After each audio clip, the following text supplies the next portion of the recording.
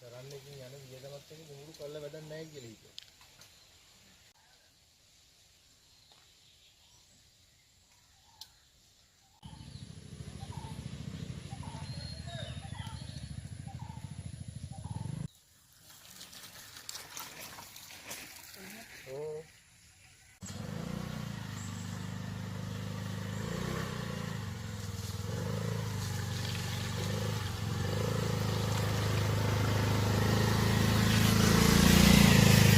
පාරසිට මේ නොමලිස්ස පාර ප්‍රදේශයේ මහේ පාර මහ ගොඩක් හානි වෙලා විනාශ වෙලා දැන් යන්න එන්න බැරි තරමට අපහසුතාවයට පත් වෙලා ඉන්නවා. ඒකට මේ ගංගතුර ගැලු කාලේට මැටි ඇමදුවරු බා මේ පාර යනවා.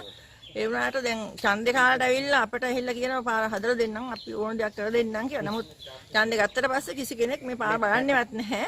දැන් මේ පාරේ කිසිම අනුසයට පයින්වත් යන්න බැරි තරමට අපහසුතාවයට පත් වෙලා තියෙනවා. ඒ නිසා අපිට මේ පාර ඉක්මනට හදා දෙන්න පුළුවන් නම් ඔබතුමාට කියලා සිටින්නේ හදා දෙන්න කියලා. නැත්තම් අපිට මේ පාර යන කියන කතාවක් වෙන්නේ නැහැ.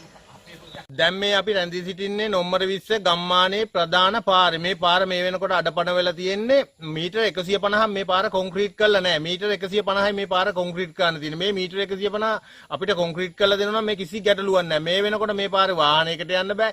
ඉස්කෝලේ යන ළමයන්ට යන්න බෑ. ලෙඩෙක් අසනීපයක් හැදුනහම 19 යනුව වාහනේ ගෙන්න ගන්න බෑ.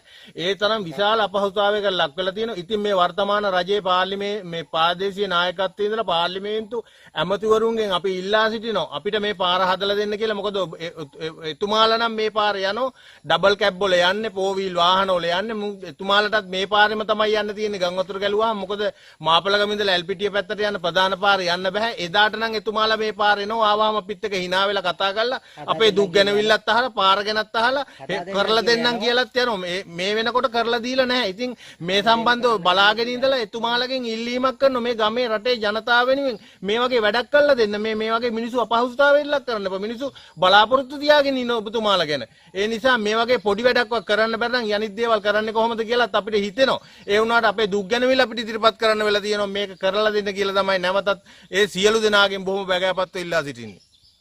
යන පාර මේක හදලා දෙන්න කියලා දැන් අවුරුදු ගානක් තිස්සේ කියනවා. මේ ගංගතුර කාලේ තමයි මේක වටින්නේ මේ පාර.